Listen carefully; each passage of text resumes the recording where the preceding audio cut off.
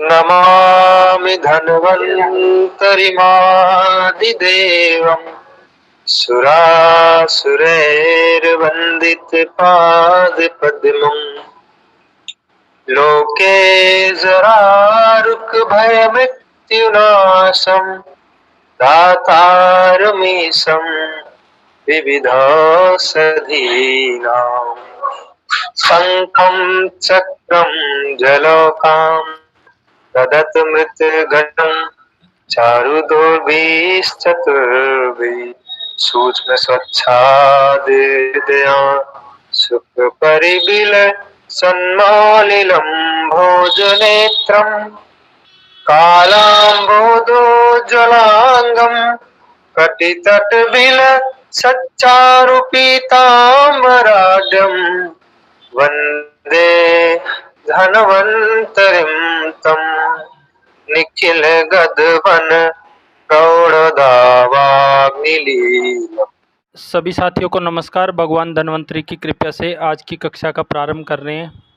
हम पढ़ रहे हैं जी अष्टांग हृदयम सूत्र स्थानम का 8वां अध्याय, जिसमें हम समझने की कोशिश कर रहे हैं कि भोजन का क्या महत्व है, भोजन किस तरह से करना चाहिए, किस तरह से गलत तरीके पर भोजन का सेवन करने से बीमारियां हो रही है और किस तरह की बीमारियां हो रही है। वात पित्त कफ में जब भोजन नहीं पचता तो अलग अलग आम के क्या लक्षण रहते हैं। फिर कल आखिरी पॉइंट हमने डिस्कस किया था सेवनीय और असेवनीय आहार। कुछ आहार ऐसे दिए गए हैं जो असेवनीय में आते हैं, जिसका अधिक सेवन नहीं करना चाहिए, और लोग जैसे उनका अधिक सेवन करते हैं जी ताकत बढ़ाने के लिए, बल बढ़ाने के लिए। उस दृष्टि से उसमें पहला था पनीर, जिसको किलाट बोलते हैं, दूसरा था दही। इसको मैक्सिमम लोग केवल ताकत के लिए कि ताकत बढ़ेगी, शरीर बलवान बनेगा, भीम की तरह बनेगा, ये सोच के खाते हैं। लेकिन इसका अधिक उपयोग किया जाए तो ये दोनों ही अभिसंधि है, यानी रुकावट पैदा करने वाले हैं, अग्नि को मंद करते हैं और आम बनता है, जिससे आगे शरीर में व्याधियां बनती है जी। फिर उसके बाद हमने एक पॉइंट पढ़ा था सेवनीय आहार, जिसको हर कंडीशन में हम सेवन कर सकते हैं जी। तो आज इससे अगला पॉइंट पढ़ो जी, रात में सेवनीय पदार्थ। तो यहाँ पे हम पूरा भोजन के ऊपर फोकस कर रहे हैं इस अध्याय में, क्योंकि शरीर की पहली ज़रूरत भोजन है और शरीर भोजन के लिए बना है, ना कि दवाइयों के लिए। भोजन का अगर सही तरीके से सेवन करेंगे, भोजन का पाचन होगा तो बीमारियां नहीं होगी जी। कोई भी एक साथी पढ़ दो जी, रात में सेवनीय पदार्थ। रात में सेवनीय पदार्थ दृष्टि की शक्ति को बढ़ाने के लिए रात में मधु तथा घी में मिलाकर त्रिफला का सेवन करें।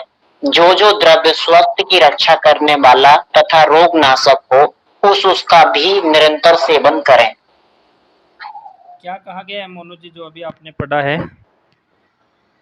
जी, दृष्टि की शक्ति को बढ़ाने के लिए रात में मधु तथा घी को मिलाकर त्रिफला का सेवन करें, और जो जो द्रव्य स्वास्थ्य की रक्षा करने वाला तथा रोग नाशक हो उसका भी निरंतर सेवन करें।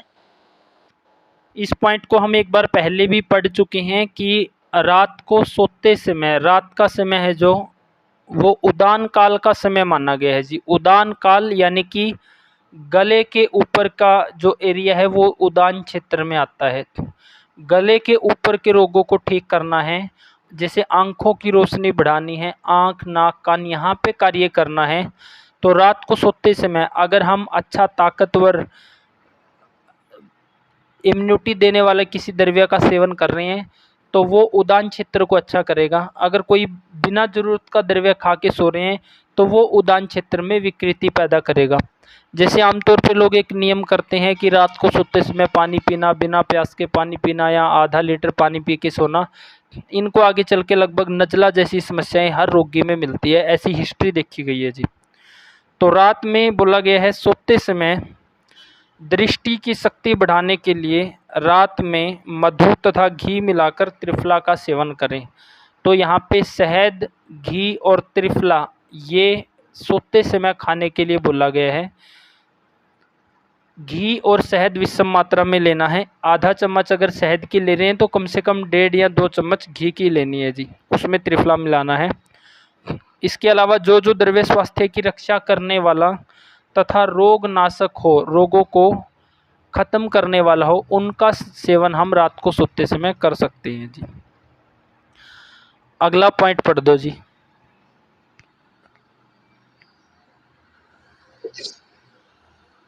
जी इसमें त्रिफलादि घृतम आता है, तो इसमें क्या है कि घृतम में ही शहद मिला के लिया जा सकता है क्या? त्रिफलादि घृतम, त्रिफलादि घी भी हम दूध में डाल के ले सकते हैं जी। दूध में त्रिफलादि घी को ही डाल के जी, उसमें अलग से शहद मिलाने की जरूरत नहीं है, उसको हम उसमें डाल के ले सकते हैं जी। गुरुजी एक बार मात्रा से क्या बोला जी, दोबारा बोलना। गुरुजी एक बार मात्रा बता दो कितनी लेनी है दूध में घी और त्रिफला? दूध में त्रिफलादि घृत, त्रिफलादि घृत बना बनाया आता है जी। त्रिफलादि घृत वैद्यरत्नम कंपनी का या और भी अच्छी फार्मेसियों का। तो आप रात को सोते समय दूध के अंदर 1 गिलास गर्म दूध, उसमें 1 चम्मच त्रिफला या 2 चम्मच त्रिफला घी डाल के आप ले सकते हो। दूध के अंदर त्रिफला घी लेना है जी।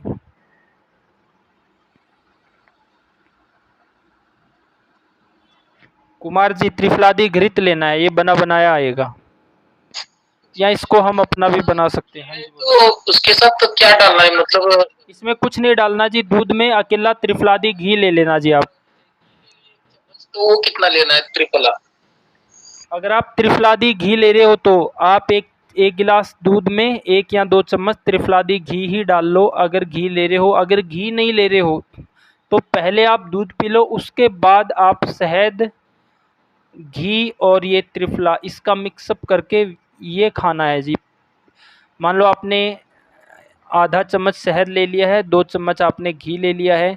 क्योंकि आधा चम्मच शहद है और 1 चम्मच अगर आप घी लोगे, भले ही वो मात्रा चम्मच के हिसाब से हमें विषम लग रही है, लेकिन जो शहद है वो परिमाण में भारी होता है और घी हल्का होता है, तो वो फिर भी एक समान ही मात्रा आ जाती है जी।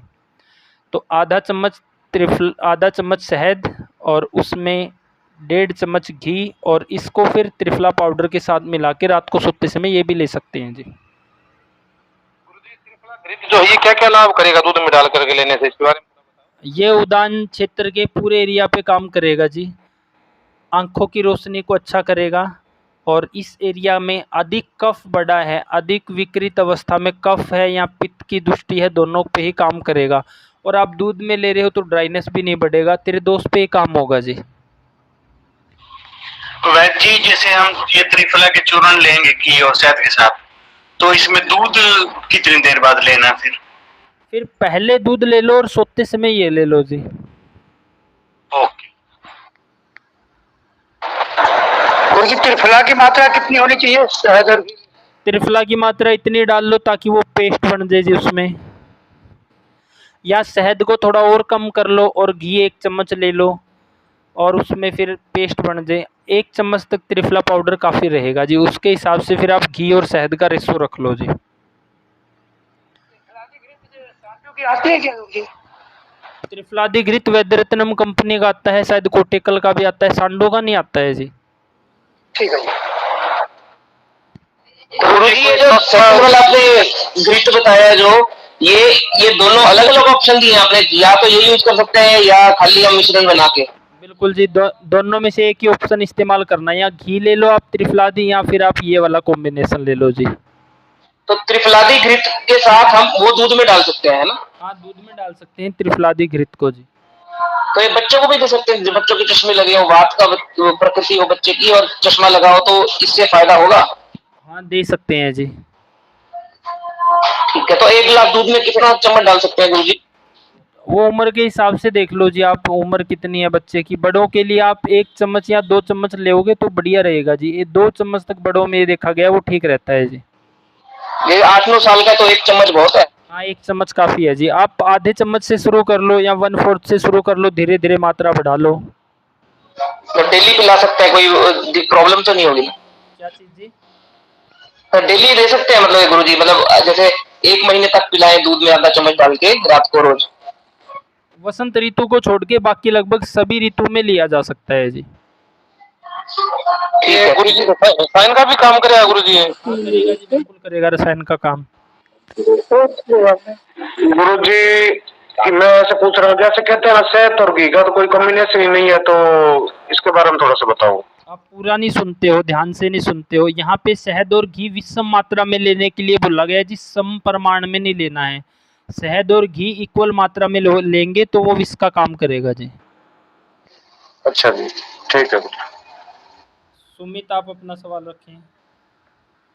गुरुजी, कोई कफ का व्यक्ति हो तो 2 चम्मच शहद और आधा चम्मच घी की ये अनुपात कैसा रहेगा? और हाँ, बिल्कुल बढ़िया बोला है जी आपने। कफ वाला है प्रकृति के हिसाब से, वात वाला है तो घी की मात्रा ज़्यादा रख लो, कफ वाला है तो शहद की मात्रा ज़्यादा रख लो। बिल्कुल ठीक बोला है जी। जी गुरुजी। इस तरह के सवाल करने चाहिए जी।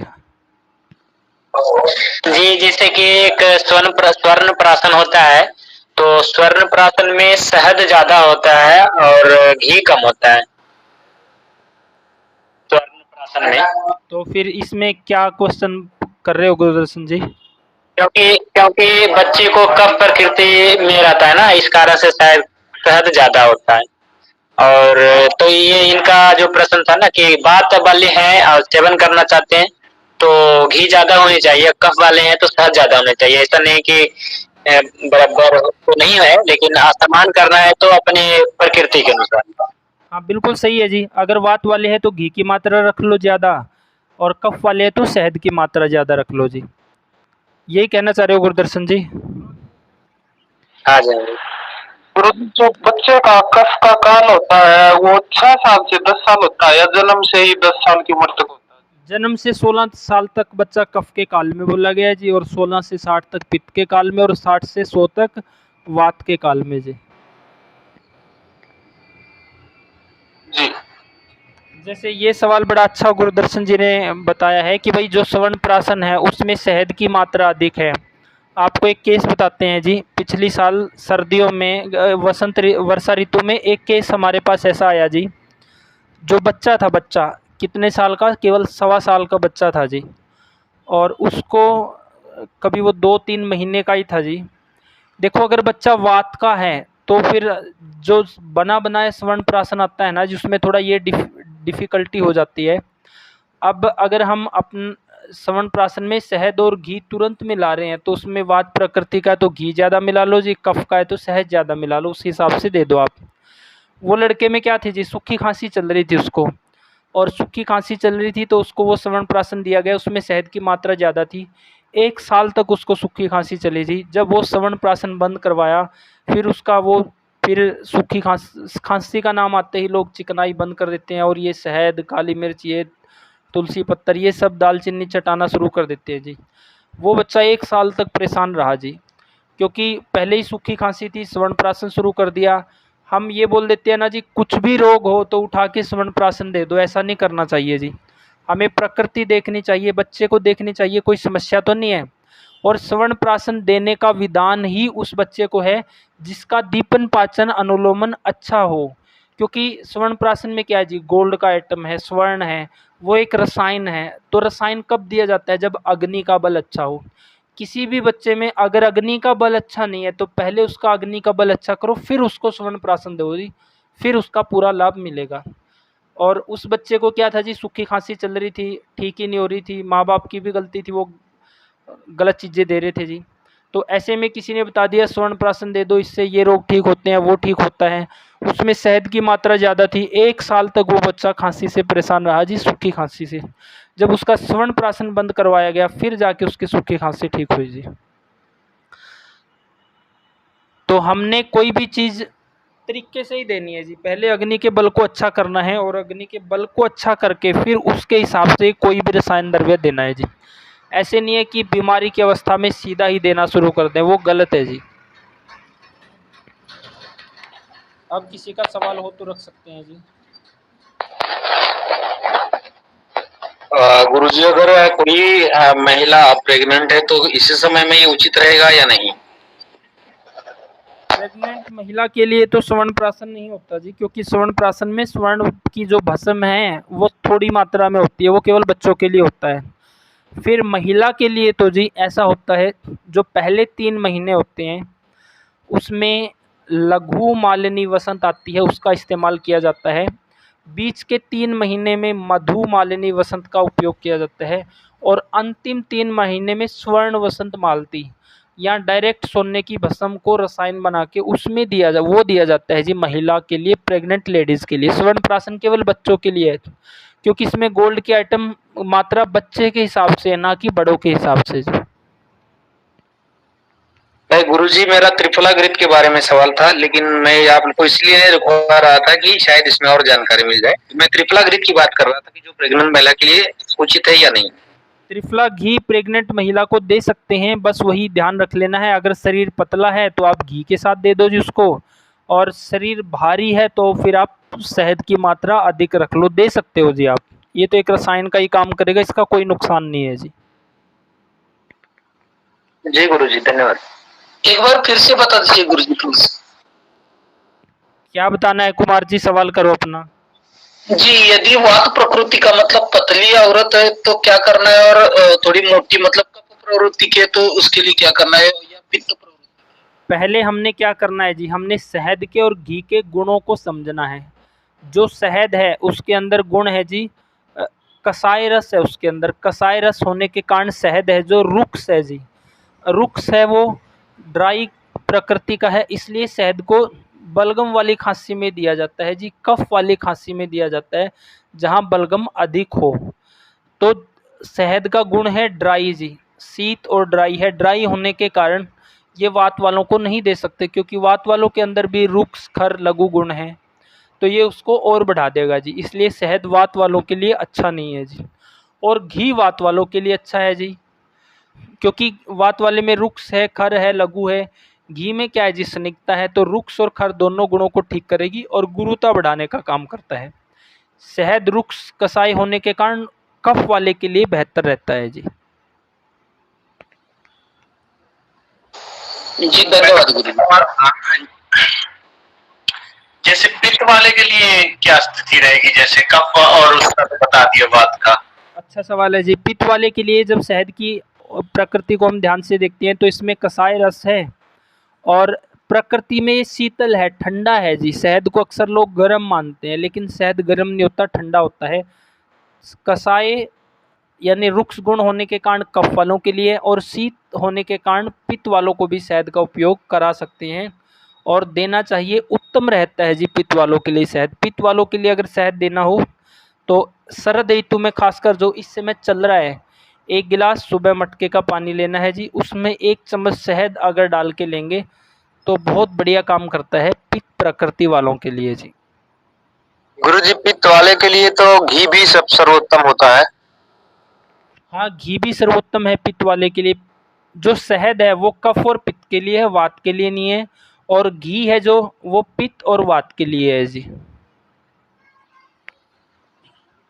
गुरुजी, अभी तक जो समझ में आया वो ये समझ में आया कि पित्त प्रकृति का व्यक्ति सम मात्रा में होता, मतलब कि वात भी नहीं है उसमें, कफ भी नहीं है, तो इस वजह से सारी चीजें उसमें सम है, तो उसको सारी चीजें मतलब वो एडजस्ट या फिर वो मतलब मिल सकती है, उसको दी जा सकती है ना। दी जा सकती है जी। जैसे पित्त का बड़ा बैलेंस सा है जी, पित्त में सबसे बेनिफिट ये है जी, पित्त वाले में अग्नि का बल अच्छा रहता है। जहाँ अग्नि अच्छी है तो वहाँ लगभग हर चीज़ दी जा सकती है। और पित्त वाला बुरी तरह से अपना सिस्टम ना बिगाड़े तो तब तक ज़्यादा बड़ी बीमारियाँ उसको बनती भी नहीं है जी पित्त वाले को। वैसे वो ठीक ठाक ही रहता है जी पित्त वाला, अगर खुद से अधिक सिस्टम ना बिगाड़े तो। गुरुजी, उम्र के हिसाब से प्रवृत्ति मानेंगे क्या आप? जैसे अभी 60 से 40 आपने बताया, 60 से 100 बताया आपने बात, तो उम्र के हिसाब से मानेंगे या वो जो पहले मान रहे थे उस हिसाब से? पहले मान रहे थे उसी हिसाब से का मतलब जी? गुरुजी, मैं करता हूँ इस सवाल को, मेरा भी यही सवाल है। भ्राता जी आप रुकिए जरा 1 मिनट। गुरुजी, ये जन्म से प्रकृति मानी जाती है या फिर जन्म के बाद से, कि बंदा इतने उम्र से इतने उम्र तक वात का रहेगा, पित्त का रहेगा, कफ का रहेगा, ये सवाल है ना आपका? हाँ, दोनों का एक ही सवाल है। अच्छा सवाल है जी दोनों का। अब ऐसा है जी, जब बच्चे का जन्म होता है तो उसमें प्रकृति जन्मजात होती है और वो जीवन के अंतिम दिन तक उसके साथ रहती है और वो प्रकृति बनती है। पिता के शुक्र में वात पित्त कफ दोषों की क्या स्थिति है, माता के आर्तव में वात पित्त कफ दोषों की क्या स्थिति है, ये 2 पॉइंट। और तीसरा, 9 महीने माँ के काल में, माँ के शरीर में 200 का कैसा बैलेंस रहा है, और फिर ऋतु कौन सी आई है इस दौरान, तो इन सब का कॉम्बिनेशन बना के प्रकृति बनती है, और वो प्रकृति ताउम्र सेम ही रहती है। अब जो आप ये सवाल, दूसरा पॉइंट आप लोगों का है कि उम्र के हिसाब से जन्म से 16 साल तक कफ, तो वो प्रकृति है या वो काल है? वो काल है जी। क्या है इसको और डिटेल में बात करते हैं। 16 से 60 तक पित्त माना गया है, और 60 से ऊपर 100 साल तक वात माना गया है जी। तो इसमें क्या होता है जी, 16 से साल तक बच्चा कफ के काल में रहता है जी। कफ किस चीज़ को बोलते हैं? सर्दी, खांसी, जुखाम, बलगम, इसको कफ नहीं बोलते जी। कफ का मतलब है पंच महाभूतों में पृथ्वी, आकाश, वायु, अग्नि और जल, यानी जो चिकनाई है, स्निग्धता है, उसको कफ बोला गया है। वायु के कारण हम जिंदा है, पित्त अग्नि के द्वारा पाचन करके शरीर का निर्माण करता है, और कफ शरीर को ताकत देने का काम करता है। तो जन्म से 16 साल तक जो शरीर है वो कफ के काल में है। उस समय शरीर में ग्रोथ होती रहती है, और दिन प्रतिदिन उसमें ग्रोथ चलती है। तो वो निर्माण काल का समय है जी। उस समय कफ आदर्श स्थिति में होता है। फिर 16 से 60 के बीच में पित्त का काल आ जाता है जी। इस समय व्यक्ति के शरीर में पित्त बलशाली होता है, यहाँ पे कफ का प्रभाव कम हो जाता है। और 60 के बाद 100 साल तक उस समय शरीर में वृद्धावस्था आ जाती है जी, बुढ़ापा आ जाता है। तो कफ और पित्त न्यून होना शुरू हो जाते हैं, और वात बलवान होता है। वात मतलब उस समय शरीर में रुक्षता बढ़ेगी, खरता बढ़ेगी, लघुता बढ़ेगा, बुढ़ापा आएगा, शरीर झरझर होगा और एक दिन खत्म हो जाएगा। तो वो वात का काल है, बीच का समय पित्त का काल है। ये काल है जी, इससे प्रकृति का कोई लेना देना नहीं है जी। विक्की जी हुआ क्लियर? हो गया जी, क्लियर हो गया जी। जी गुरु जी धन्यवाद। उसी तरीके से गुरुजी ने ये भी बताया था कि सुबह का समय जो रहता है वो कप प्रवृत्ति, कप अवस्था में रहते हैं, दिन में पित्त अवस्था में रहते हैं, और शाम के समय वात अवस्था में रहते हैं। ये भी एक उसमें 2 से 6 ऐसे बताया था गुरुजी ने। इसका बहुत बड़ा महत्व है जी। इसका महत्व क्या है, जब हम ऋतुचर्या अध्याय को पढ़ेंगे ना, तो इसमें हम पढ़ते हैं कि मान लो आजकल शरद ऋतु चल रही है जी, पित्त प्रकोप का टाइम है। तो पित्त का जब बुखार बनेगा तो वो पित्त के काल में ही बनेगा जी। पित्त के काल में, यानी कि आधी रात्रि के आसपास बुखार के सिम्टम पैदा होंगे जी। और जो कफ प्रकोप का समय है वसंत ऋतु में, कफ का जो प्रकोप है वो सुबह 9-10 बजे, उस समय के आसपास आपको जुखाम, बुखार ये सब आएगा। और वात प्रकोप का समय वर्षा ऋतु में जो समस्याएं बनती है, बुखार और बाकी चीज़ें, वो 2 से 6 के बीच में शाम को इसी समय में बनती है जी। तो इसको जब हम ऋतुचर्या को पढ़ेंगे तो वहाँ पता चलेगा कि इसका क्या महत्व है। तो आयुर्वेद बहुत कमाल की साइंस है जी, कि व्यक्ति जब आप थोड़ा इसको और डिटेल में पढ़ेंगे ना जी, हम उसको ज्योतिष शास्त्र को पढ़ेंगे, आयुर्वेद के ज्योतिष शास्त्र को पढ़ेंगे। जिस समय बच्चे के प्लानिंग चल रही है जी, प्लानिंग अभी तैयारियां चल रही है कि गर्भ कंसीव कराना है, वहाँ से उस समय कौन सा समय चल रहा है जी, ये देख के हम उसके पूरे जीवन का निर्धारण कर सकते हैं कि उसकी प्रकृति कैसी बनेगी, कैसा रहेगा, क्या सिम्टम रहेगा, कब जाके वो बीमार पड़ेगा, किस किस समय में, किस किस ऋतु में और किस टाइम पे वो बीमार पड़ेगा जी। वो बाद में पढ़ेंगे जब हम अष्टांग हृदय को पूरा कर लेंगे। तो उस समय, यानी जब प्लानिंग हम कर रहे हैं, उस समय से हम आगे का पूरा निर्धारण कर सकते हैं जी। तो ऋतुचर्या अध्याय में भी हमें ये पता चलता है कि भाई ग्रीष्म ऋतु आई है, उस समय अगर हम रूखा और हल्का नहीं खाएंगे तो वात का संचय नहीं होगा। रूखा और हल्का खाएंगे तो वात जमा होकर अगली ऋतु में बीमार पड़ने ही पड़ने हैं जी। तो ऐसे ही बाकी ऋतुओं में भी। तो ऋतुचर्या में अगर हम ऋतु का पालन करेंगे तो ऋतु परिवर्तन पे होने वाले रोगों से बच सकते हैं जी। और ऋतुचर्या का पालन किया है, बाई चांस बीमार पड़ भी गए हैं तो बहुत कम दवाइयों में जल्दी से हम ठीक हो सकते हैं। और ऋतु का पालन नहीं किया है, प्रकोप काल में बीमार पड़ गए हैं, फिर भी दबाने वाली चिकित्सा ली है, तो वहाँ पे होती है जी शरीर में बड़ी बीमारियां। अब किसी का सवाल है तो वो रख सकते हैं जी। गुरुजी, गर्भाधान के वक्त समझो कि शुक्राणु और महिला का अर्थ ठीक नहीं है, लेकिन अगर हम बच्चा जब 9 महीने गर्भ में होता है तब खान पान का अच्छा सा ख्याल रखे और चिकनाई या घी, देसी गाय का घी अच्छे से उसको खिलाए, तो फिर उसमें बेनिफिट ज्यादा मिलता है या उसका उसकी मात्रा कम ज्यादा हो सकती है? देखो, बच्चे के लिए तैयारी करनी है तो पहले से ही जब प्लानिंग कर रहे हैं। गुरुजी मैं कुछ थोड़ा सा बोलना चाहता हूँ अपने तरीके से। जैसे कि हम बीज लाते हैं उसमें खेत में उगाने के लिए, तो अच्छी क्वालिटी का लाते हैं, तो उसको भूमि सारी चीजें देख करके उसको भूमि में लगाते हैं ना, जमीन में। तो बीज तो हम बाद में लगा के बाद में खाद पानी दे, तो उसका शायद मुझे लगता है विशेष फायदा ना हो। गुरुजी सही बोल रहा हूँ क्या? बिल्कुल सही बोल रहे हो जी। तो वो तो बाद में जैसे मतलब कि बीज में क्वालिटी है, फिर वो वैसा ही पौधा या फिर वृक्ष बनेगा। जी, वो ध्यान में आ गया मुझे, लेकिन अभी कुछ केसेस ऐसे आते हैं ना कि वो गर्भाधान से पहले हमारे पास संतति प्लानिंग के लिए नहीं आते, लेकिन गर्भ ठहरने के बाद कभी-कभी आते हैं कंसल्टिंग के लिए। तो फिर उनके लिए अगर हम उनको ऐसा सजेस्ट करें कि अच्छा सा घी खाइए, डाइट वगैरह अच्छे कीजिए, तो उसमें मुनाफा हो सकता है क्या? ठीक है, अच्छा सवाल है जी। यहाँ पे 2 पॉइंट बन रहे हैं। आदर्श स्थिति वो है कि हम पहले से तैयारी करें, वो स्थिति नहीं है। रोगी हमारे पास वो दंपति हमारे पास बाद में आए हैं। बाद में आए हैं तो जो विकल्प हमारे पास है उसका उपयोग हम कर सकते हैं, लेकिन वो आदर्श स्थिति नहीं है, लेकिन कर सकते हैं जी। अब ये देख लेना है कि अगर कफ की भारी महिला है, पहले ही कफ बढ़ा है, तो हम इसका देखभाल करके ही उपयोग कराएंगे। वात और पित्त की महिला है तो उसको बेहतर रहेगा जी गाय का दूध और घी अच्छी मात्रा में अच्छे प्रमाण के साथ खिलाना जी। और कफ वाले को हमें सम प्रमाण में रखना है। फ़ायदा तो मिलेगा ही बालकृष्ण जी, फिलहाल फ़ायदा तो मिलेगा, लेकिन आदर्श स्थिति वो है जी। जी गुरुजी, मुझे यही क्लियर करना था, क्योंकि अभी हर जगह पे कह दिया जाता है कि आप देसी गाय का घी अच्छे से खिलाओ माता को, तो बच्चा अच्छा तेजस्वी और बुद्धिशाली शक्तिशाली बन जाएगा। लेकिन अगर कफ प्रवृत्ति की महिला होगी और उनको भी ज्यादा घी खिलाएंगे तो फिर कफजन्य प्रकृति लेकर ही बच्चा पैदा होगा ना आगे जाके। फिर कफ वाले स्थूल, सांदर, पिछिल ये सब गुण बच्चे में भी आ जाएंगे। अगर कफ अधिक बड़ा होने पर हम अधिक चिकनाई का सेवन कराएंगे तो जी।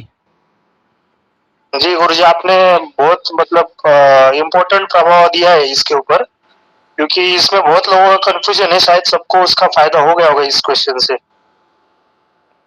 मोनू जी, आपका कोई सवाल है? मनोज जी का कोई सवाल है? रखो जी। हाँ गुरुजी, मैं ये कहना चाहता हूँ कि मान लीजिए कभी कभी जैसे जन्म से किसी किसी व्यक्ति, मान लीजिए जैसे ये बिल्कुल सही है कि किसी भी व्यक्ति की प्रकृति माता के गर्भ से निर्धारित होती है। मान लीजिए किसी का वात हो, किसी का पित्त हो, किसी का कफ हुआ। लेकिन अगर ये प्रकृति जब मान लीजिए जन्म से तो उसके कुछ और है, लेकिन उसका अगर समय चलते चलते उसकी अगर ये प्रकृति डिसबैलेंस होती है, तो क्या फिर ये अपने ही सही रूप में आ सकती है?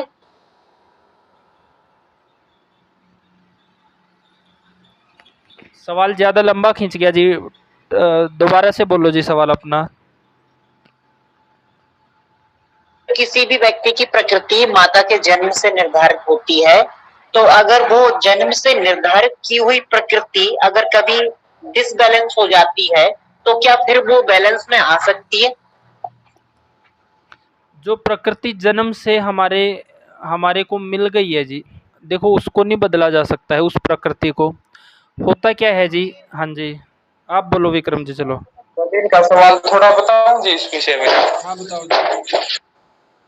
इसमें ऐसा मनु जी, अगर जैसे आपकी वात की प्रकृति है जन्म से, अगर अच्छी स्थिति आ गई, मतलब मानसिक स्थिति भी अच्छी होगी, मतलब अच्छी जॉब लग गई, आप घर की स्थिति अच्छी होगी, मतलब पैसा वैसा संपन्न हो गए, तो प्रकृति कुछ समय बाद 10-20 साल बाद कब अच्छी स्थिति में आ सकता है। ऐसे आप पुराने कोई खिलाड़ी देख सकते हो, एक्टर देख सकते हो, जैसे आप सलमान खान की पहली मूवी देखना, वात का शरीर था उनका बिल्कुल पतला दुबला, ऐसा लगता है 48 किलो वजन है। और आज के टाइम में अगर आप सलमान खान को देखो तो अच्छा पुष्ट शरीर है, क्योंकि जैसे ही घर की स्थिति अच्छी हुई, पैसा अच्छा हुआ, किसी प्रकार की कमी नहीं है, तो हमारी प्रकृति समय के साथ कफ अच्छी स्थिति में आ जाएगा जी। हाँ विक्रम जी, प्रकृति नहीं बदली है, कफ आदर्श स्थिति में आ गया है। शरीर में कफ बढ़ता है घटता भी है, तो कफ आदर्श स्थिति में आया, ना कि प्रकृति बदली। हाँ जी यही है जी, बिल्कुल। मोनू जी। हाँ मतलब मोटा कपड़ा हो गया, तो प्रकृति कैसे निर्धारण करेंगे बाद में जाकर के? अनुपम जी अपना सवाल दोबारा रखना आप।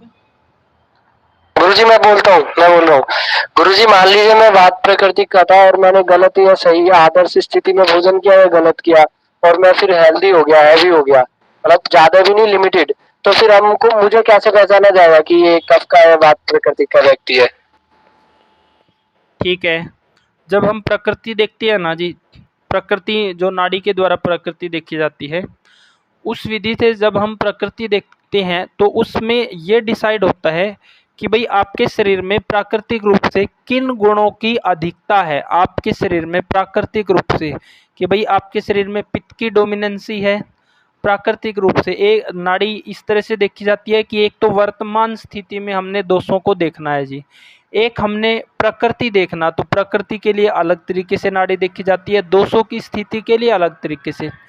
तो जब हम प्रकृति देखते हैं तो प्रकृति में हम ये देखेंगे कि शरीर में गुण कौन से है जी। अब एक भारी व्यक्ति है जो मान लो कफ का जिसका शरीर है या कफ के गुण है, भले ही उसमें शयात्मक संप्राप्ति हो, लेकिन उसकी जो नाड़ी हम देखेंगे तो उसमें कफ वाले गुण मिलेंगे जी। भले ही उस समय कफ आदर्श स्थिति में ना हो, नाड़ी में गुरुता ही मिलेगी जी। वो गुरुता ज़्यादा ना मिले लेकिन मध्यम से अधिक ही मिलेगी, और वात वाली नाड़ी में तो जी लघुता ही मिलेंगे जब हम प्रकृति चेक करेंगे, और पित्त वाले में हमें उष्ण तीक्ष्ण इन गुणों की ही डोमिनेंसी मिलती है जब हम प्रकृति को चेक करते हैं जी। इसका निर्धारण हम केवल नाड़ी के द्वारा ही कर सकते हैं जी, प्रकृति का या फिर व्यक्ति का शरीर देख के। विक्की जी हुआ क्लियर? जी गुरुजी, इनका सवाल था, इनका सवाल मैंने रखा अपने तरीके से बस। तो समय के साथ शरीर में कफ बढ़ जाता है, फिर एक अवस्था आती है जब बुढ़ापा आता है तो कफ का क्षय हो जाता है। तो ऐसा नहीं हुआ कि जिस समय व्यक्ति कफ प्रकृति का बन गया फिर से वो वात का बन गया। प्रकृति जन्मजात वही रहती है, उसके शरीर में दोष घट और बढ़ सकते हैं जी। कफ आदर्श स्थिति में आना, कभी विदा कारक का सेवन किया कफ घट गया है, पित्त अधिक बढ़ गया है, और फिर कभी बिल्कुल ही ड्राई चल रहा है तो वहाँ पे वात बढ़ जाना, तो दोष बढ़ेंगे, प्रकृति सेम ही रहेगी। हाँ जी गुरुजी, एक भाई साहब जी ने बड़ा अच्छा एग्जांपल दिया था सलमान खान का, कि सलमान खान पहले बहुत पतला था और अब थोड़ा मोटा टकट्टा लगता है, तो अगर अब उसको कोई व्याधि होगी और वो इलाज कराने के लिए जाएगा आयुर्वेद से, तो उसको किस प्रकृति का माना जाएगा? अब प्रकृति का लिए गौतम जी पिछले पॉइंट में क्या बताया कि प्रकृति का निर्धारण कैसे करेंगे? नाड़ी से, नाड़ी देख करके। जब वो दुबला पतला था तो उस समय तो प्रकृति ऐसा नहीं है, देखो उस समय शरीर, उसके शरीर में क्या था जी, कफ का क्षय था, कफ आदर्श स्थिति में नहीं था। बीच के समय में कफ आदर्श स्थिति में आ गया है, एक समय में ऐसे आएगा फिर से बुढ़ापा आएगा, तो प्रकृति थोड़ी बदल रही है। वहाँ पे दोष, वहाँ पे कफ पहले कम था, फिर आदर्श स्थिति में फिर कफ का क्षय हो गया है जी। बहुत से लोगों में आप जवानी में भी ऐसा देखते हैं जी, एकदम शरीर बढ़िया हट्टा कट्टा है, कोई बीमारी लग गई है तो वहाँ पे भी शरीर सूख गया, तो प्रकृति थोड़ी बदली है। गौतम जी हाँ जी, तो गुरु जी एक मिनट में, तो हम हमारा ये मानना जाए कि जो प्रकृति का निर्धारण है वो नाड़ी से ही फाइनल होता है? वो केवल नाड़ी से ही फाइनल होगा जी, प्रकृति का निर्धारण, और उसको केवल नाड़ी के आधार पे ही देखा जाएगा। तो आप केवल वर्तमान स्थिति में शरीर में दोषों की क्या स्थिति है, वो उसके आवाज़, बात करने का तरीका, बोलने के तरीका और शरीर, ये सब वर्तमान शरीर में दोषों की स्थिति का हम पता शरीर देख के लगा सकते हैं। वो फाइनल डिसाइड नाड़ी से ही होगा जी। ठीक है जी, और जो इलाज होगा वो वर्तमान स्थिति देख के ही होगा? वर्तमान स्थिति देख के ही होगा जी। एक व्यक्ति अगर दुबला पतला है तो किस गुण को बैलेंस करोगे जी, आप काम क्या करोगे भाई? ड्राइनेस खत्म करनी है, खरता खत्म करनी है, लघुता खत्म करनी है।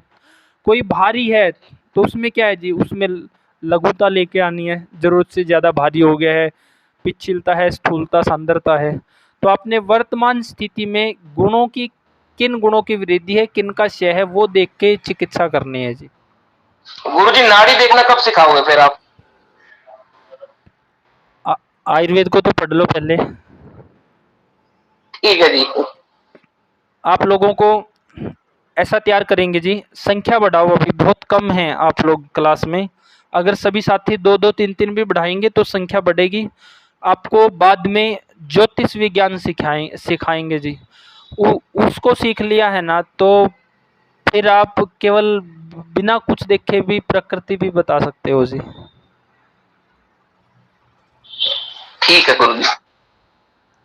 अगला पॉइंट अब पढ़ लेते हैं, चर्चा ज्यादा हो गई है जी। अगला पॉइंट पढ़ो जी, इससे अगला पॉइंट मोनू जी अगला पॉइंट पढ़ो।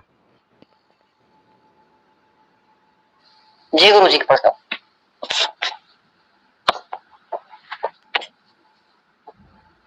अन्य पदार्थों को खाने की विधि।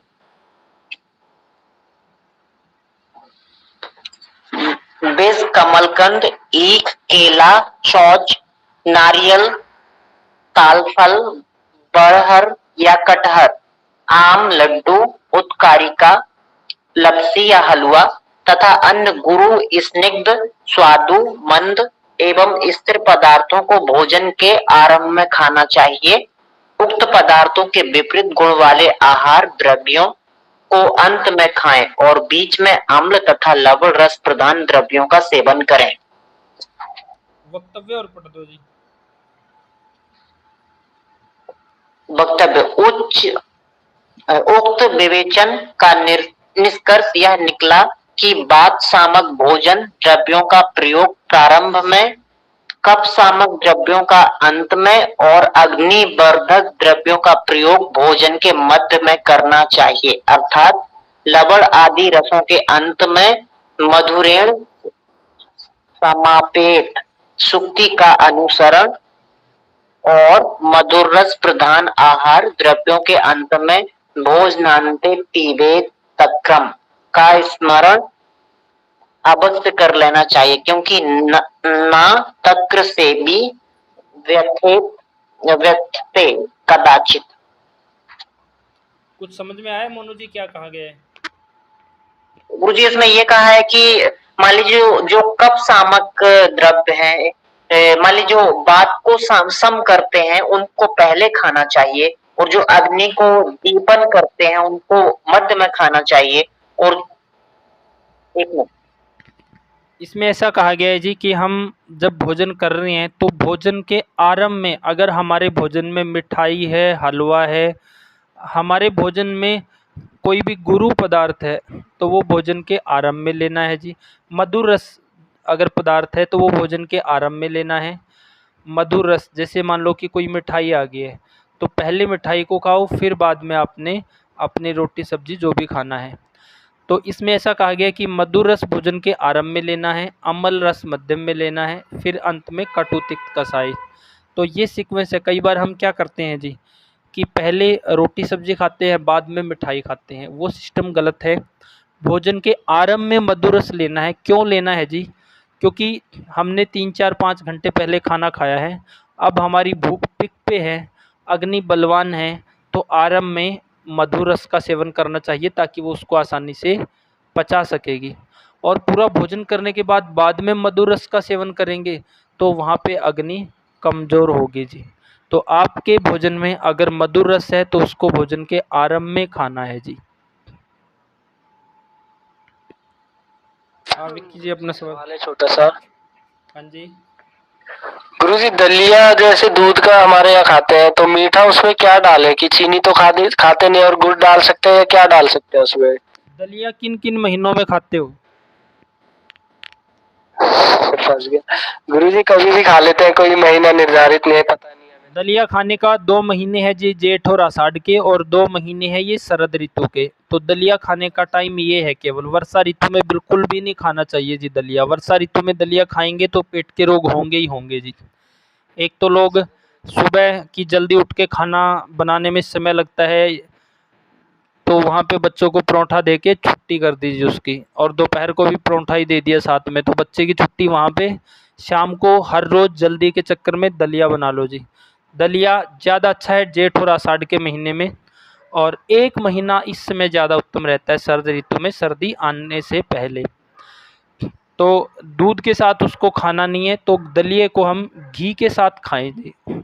और कोशिश करें कि शाम के समय खा रहे हैं तो उसमें नमकीन दलिया बना के ही खाएं, तो वो ज़्यादा बेटर है जी। शाम के समय में मीठा खाएंगे तो उतना फ़ायदेमंद नहीं है जी। तो गुरुजी खा भी इसको शाम में सकते हैं या दिन में खा सकते हैं? नहीं, खा दलिए को शाम को सकते हैं, दिन में भी खाया जा सकता है, लेकिन मीठा ना खाएं और दूध के साथ ना खाएं, घी के साथ ही खाएं जी इसको। कि मतलब जैसे कि हम मतलब खिचड़ी बना लेते हैं नमकीन, ऐसे ही दलिए को बना ले नमकीन। हाँ, घी डाल के हमने उसमें खाना है, दूध के साथ नहीं खाना है। दूध और नमक का मेल नहीं है, दूध और गुड़ का भी मेल नहीं है जी। ठीक है गुरुजी, धन्यवाद। गुरुजी ये कोई विरुद्ध आहार हो जाता है दूध वाला दलिया? हाँ जी। कैसे? मतलब एक तो गेहूं है और दूध है और मीठा है। नहीं, दूध अपने आप में संपूर्ण आहार है, दूध को अकेला ही लेने के लिए बोला गया है जी।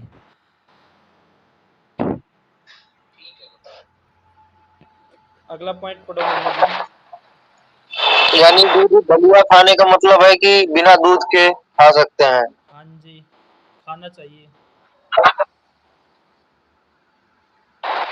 गुरुजी दूध के साथ मीठा लेने की इच्छा हो तो क्या लिया जाए?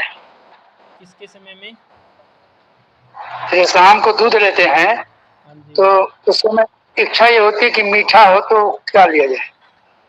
दूध के बारे में आयुर्वेद में ऐसा आता है कि जी दूध अपने आप में, गाय का दूध वैसे ही मधुर रस प्रधान है, वो मिठा है जी। दूध को मिठा करके ना पियो जी। अगर दूध को मिठा करके पिएंगे तो वो त्वचागत व्याधियां कर सकता है जी। तो दूध में मिठा करके ना पिए वो आदर्श स्थिति है। अगर मिठा बाई चांस करना ही पड़े तो मिश्री डाल लें, देसी खांड डाल लें, तो वो उसका एक विकल्प है जी। मिठा ना करें तो वो ज़्यादा बेटर है जी। ठीक है गुरुजी, धन्यवाद।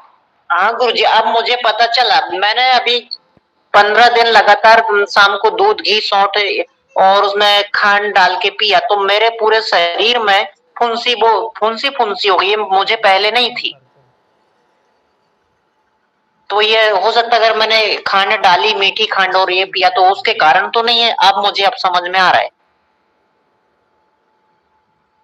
गुरुजी, आपकी आवाज नहीं आ रही।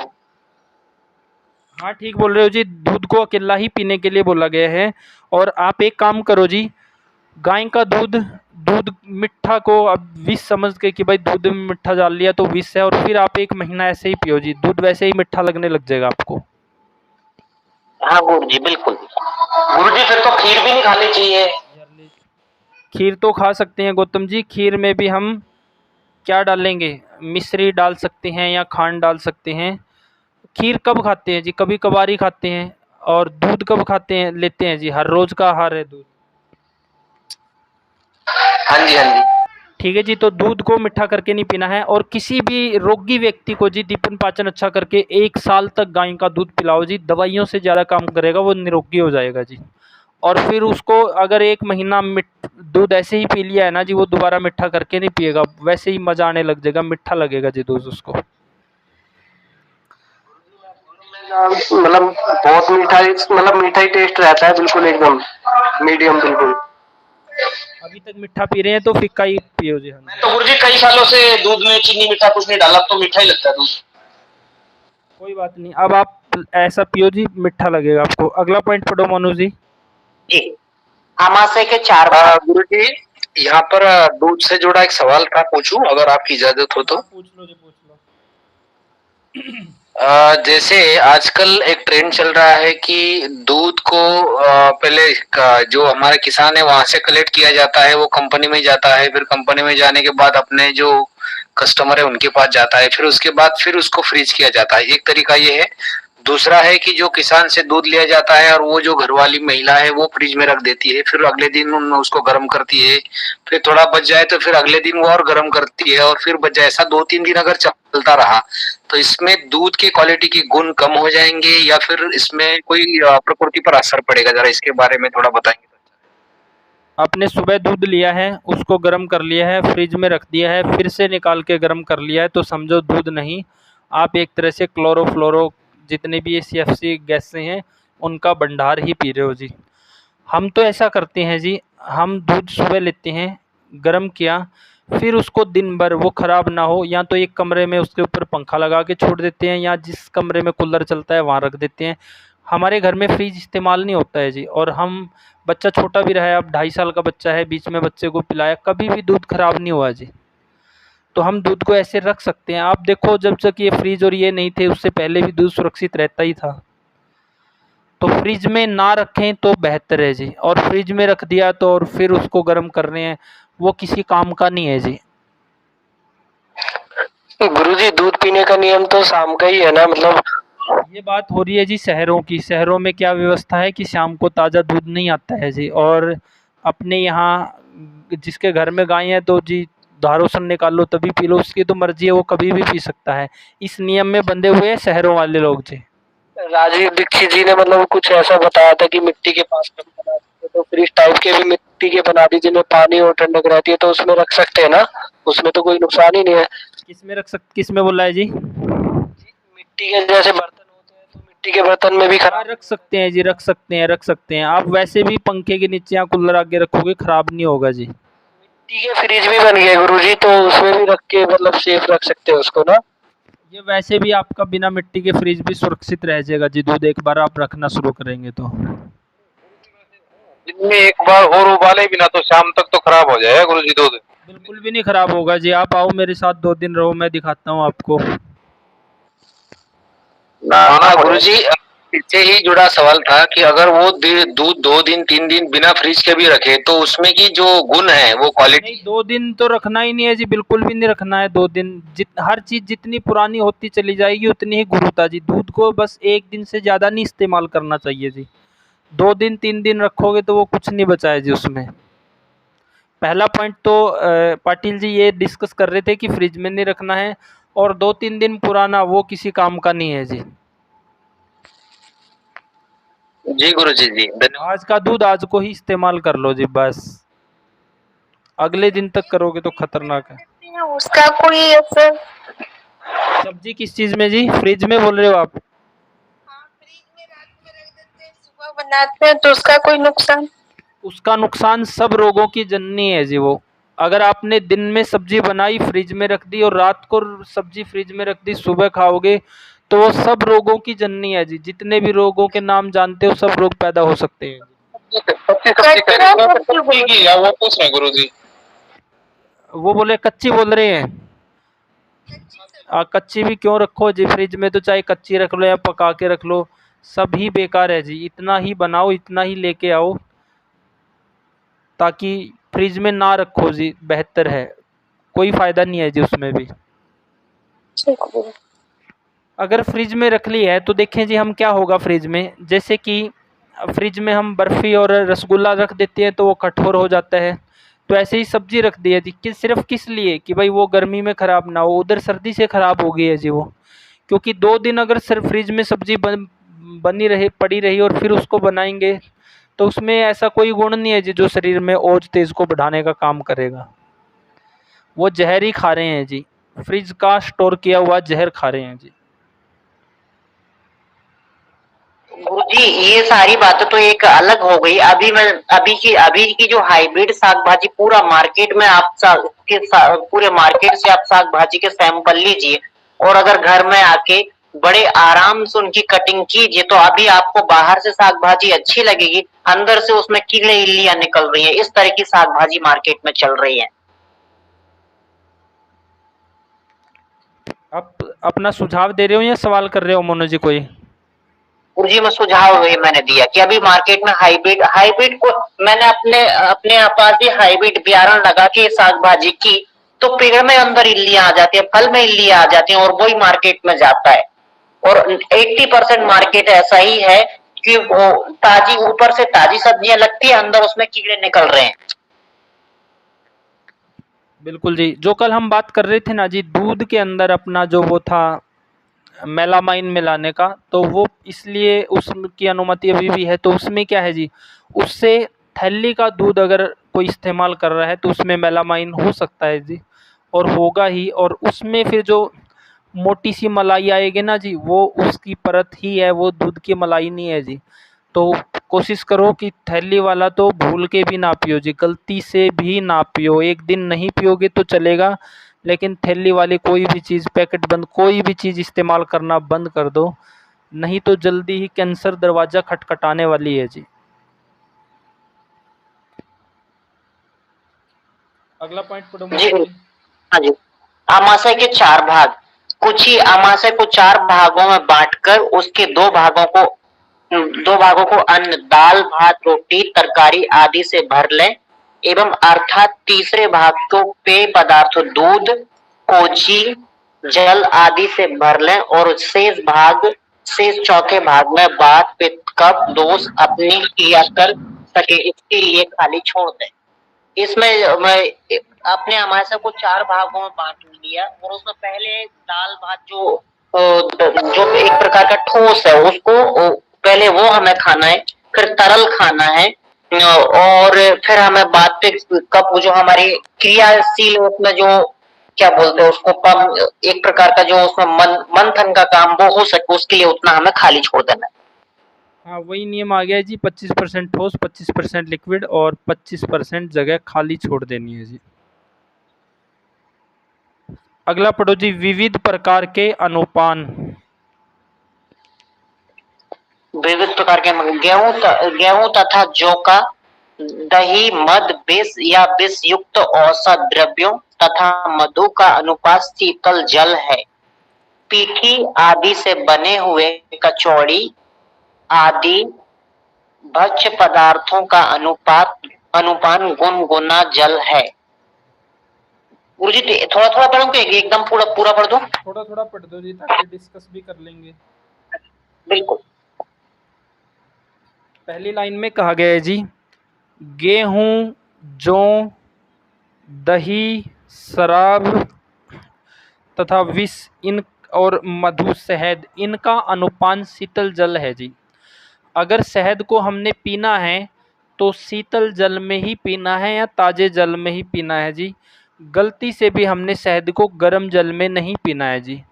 और आज के यूट्यूब, फेसबुक, यहाँ पे महानुभाव ऐसा ज्ञान बांटते हैं जी कि गर्म पानी में शहद डाल के पीते हैं वज़न कम करने के लिए जी। उन लोगों की मैक्सिमम हिस्ट्री ऐसी देखी गई है, कुष्ठ रोग हुआ है जी, चर्म रोग उनको हुआ है जी। तो शहद को पीना है तो शीतल जल में या ताज़े जल में, शीतल यानी मटके का जल या ताज़ा जल, इसमें हम ले सकते हैं जी शहद को। और मद के साथ भी ताज़ा या शीतल जल पीने के लिए बोला गया है। और विष या विषाक्त, अगर कोई विषाक्त द्रव्य का सेवन कर लिया है तो उसके बाद गर्म चीज़ नहीं दी जाती, तो शीतल अनुपान ही दिया जाता है जी। और गेहूं जो आदि का आपने कुछ भी खाया है उसके बाद जो प्राकृतिक प्यास लगेगी वहाँ पे शीतल जल का ही सेवन करना है जी। दूसरे पॉइंट में बोला गया है, पीठी आदि से बने कचौड़ी आदि भक्ष्य पदार्थों का अनुपान गुनगुना जल है। अगर आपने पूरी खाई है या कुछ और खाया है, इस तरह का पकवान है, उसको पचने के बाद जो पहली बार प्यास लगेगी तो पहली बार गुनगुना जल पीना है, सुखोषण जल पीना है, बाद में शीतल जल पी सकते हैं जी। तो ये अनुपान है। आगे पढ़ो जी। गुरुजी ऋतु कोई सी भी हो?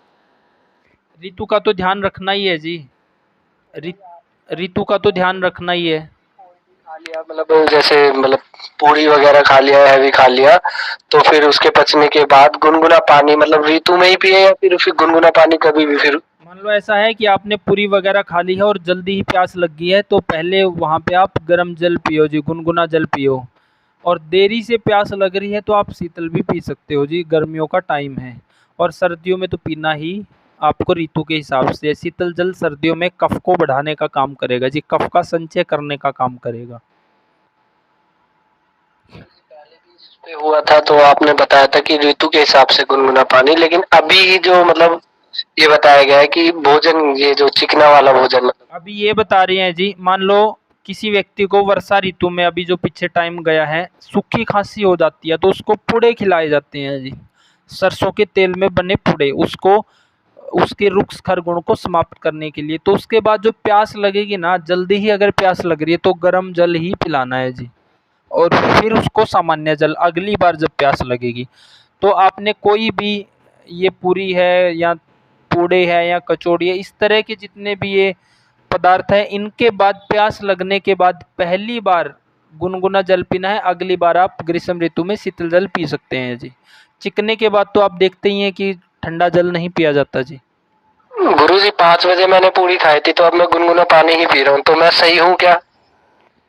हाँ, एक बार पी लो गुनगुना। अगर गर्मी की ऋतु है तो बार बार गुनगुना पीने की जरूरत नहीं। जब से 5 बजे भोजन किया था तो अभी पिया है गुनगुना, क्योंकि मुझे लग रहा था कि डाइजेस्ट हो या जो भी है। कोई भी भोजन खाया है तो 1 घंटे के बाद, सवा घंटे के बाद तो पानी, अगर प्यास लग रही है पी लो, फिर उसको ज़बरदस्ती भी नहीं रोकना है जी। नहीं लग रही है तो ठीक है, 1.5 घंटे तक भी रुक जाओ, अगर लग रही है तो।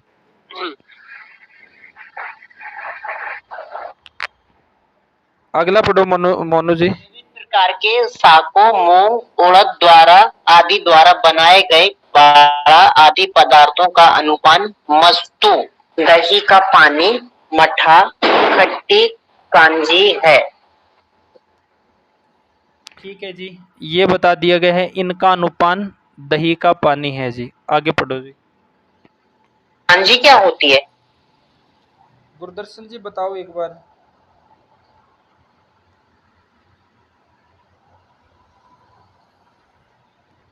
कांजी होती है जी, ज्यादातर सर्दियों में डालते हैं नॉर्थ इंडिया में, जैसे गाजर है, मूली है, गोभी है, इन सबको काट के पानी में डालते हैं, राई डालते हैं, थोड़ा नमक डालते हैं, और 6-7 दिन बाद इसमें थोड़ा खमीर उठ जाता है, और उसमें चुकंदर भी डालते हैं, लाल गाजर भी डालते हैं। तो ये जो पेय पदार्थ बनते हैं उसे कांजी बोलते हैं। ये काफी पाचक होता है।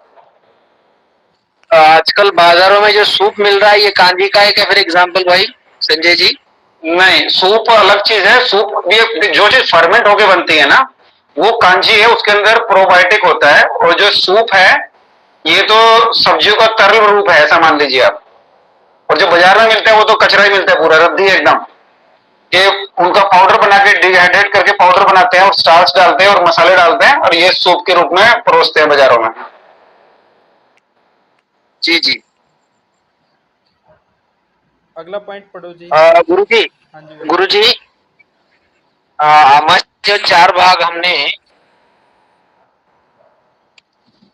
आमाशय के जो हमने 4 भाग है, इसमें पढ़ा है कि 2 भाग ठोस भोजन, 1 भाग जो है तो वो दूध, कांजी, जल आदि के लिए, और तीसरा भाग जो है वो खाली छोड़ना है। नहीं जी, इसमें ऐसा है जी, आपने पेट के 2 भाग यानी 50% रोटी के रूप में खाना है, 25% आपने दाल, सब्जियां, तरी के रूप में लेना है, और 25% जगह खाली छोड़ देनी है जी। दूध आदि इसके साथ नहीं लेना है जी। पिछला कल श्लोक पढ़ा तो था कि भोजन कैसा होना चाहिए जी, गर्मा गर्म स्निग्ध। भोजन और दूध का मेल नहीं है जी। अब सवाल रखो अगर बन रहा है तो। नहीं, क्लियर हो गया गुरु जी, इसी में क्लियर हो गया। दुबले पुरुषों को पुष्ट करने के लिए सुरा अनुपान के रूप में दें, स्थूल पुरुषों को कस करने के लिए मधु मिला हुआ जल पीने के लिए दें। यहाँ पे 2 पॉइंट आ गए जी। पतले व्यक्तियों में वजन बढ़ाना है तो सुरा अनुपान के रूप में बोला गया है देने के लिए जी। सुरा यानी कि मद यानी कि शराब जी। और भारी व्यक्तियों में पतला करना है तो जल में मिला के शहद देना है जी, लेकिन ताज़े जल में, गर्म जल में शहद नहीं देना है, मोटापे को कम करना है जी। आप मार्केट में देखेंगे तो लोग लगभग गर्म जल में ही शहद पीते हैं, तो उनको आगे चल के भयानक कुष्ठ रोग होते हैं जी। तो गुरुजी दुबले लोग मतलब शराब का सेवन कर सकते हैं? देसी शराब का सेवन जी, जो हमारी खुद की निकाली हुई देसी शराब है, उसका हम 5 ढक्कन दवाई या 3 ढक्कन दवाई, 9 ढक्कन पानी, इस अनुपान के रूप में सेवन कर सकते हैं जी। खाने के पहले, खाने के बाद, कफ वालों के लिए खाने के, वात वालों के लिए खाने के बाद जी। जी तो गुरु जी, इसको घर पे बनाने की भी विधि है क्या शराब को? विधि है जी, अनुपम जी बता देंगे घर पे बनाने की विधि। ठीक है जी। गुरुजी कल बियर तो मना कर दी थी आपने।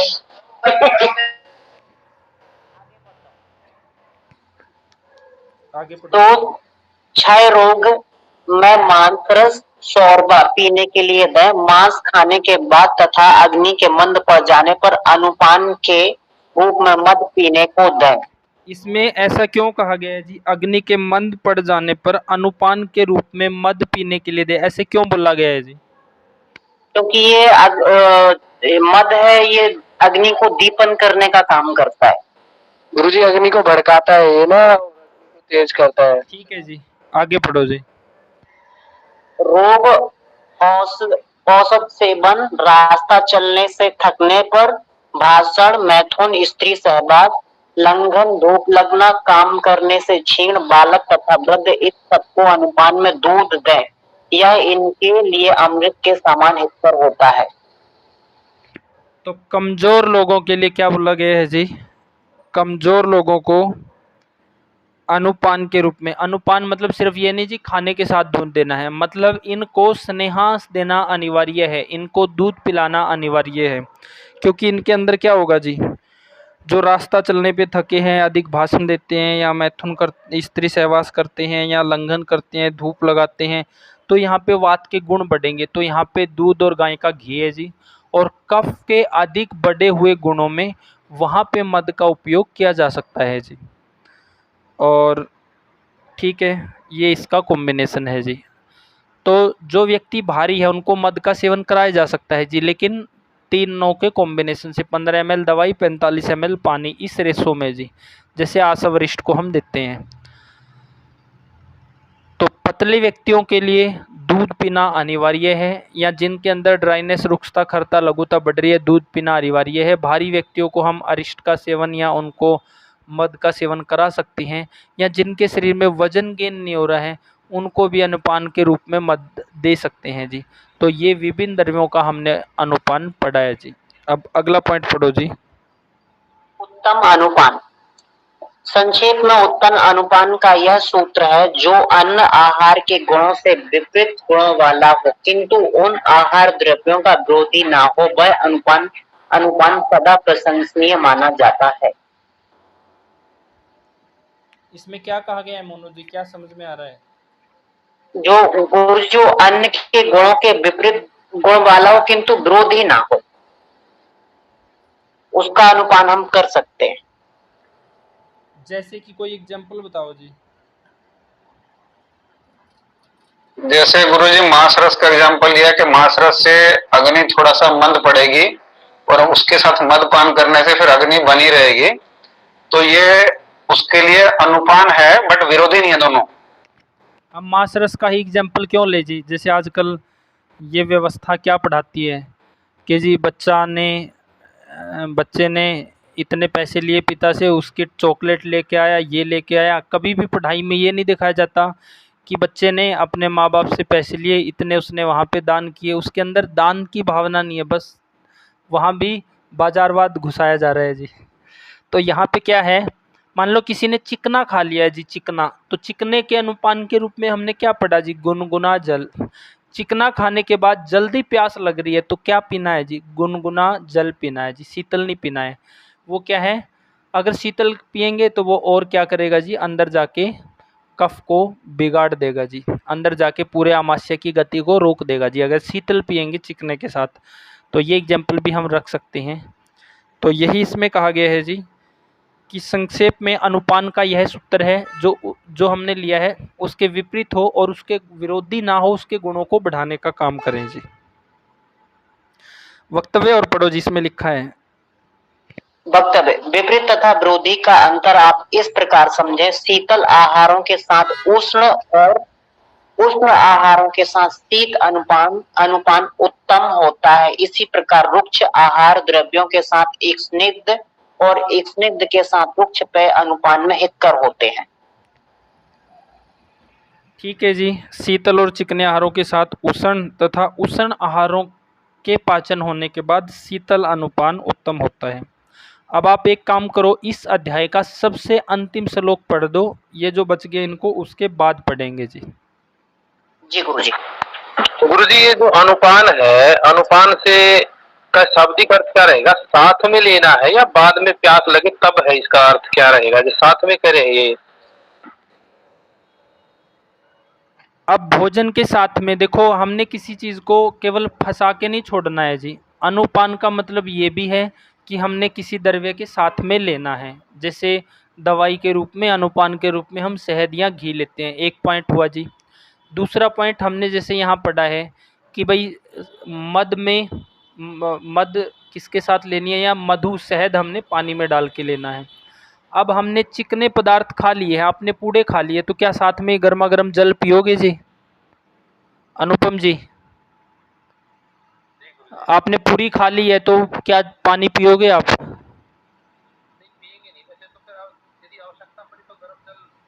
आवश्यकता मतलब इस तरह ले सकते हैं, लेकिन वो आदर्श स्थिति नहीं है जी। ठीक है, अब कई चीज़ों में हम यहाँ अनुपान पढ़ रहे हैं कि भाई पानी में शहद डाल के ही लेना है, तो वो उसमें मिक्स करके ही लेना है जी।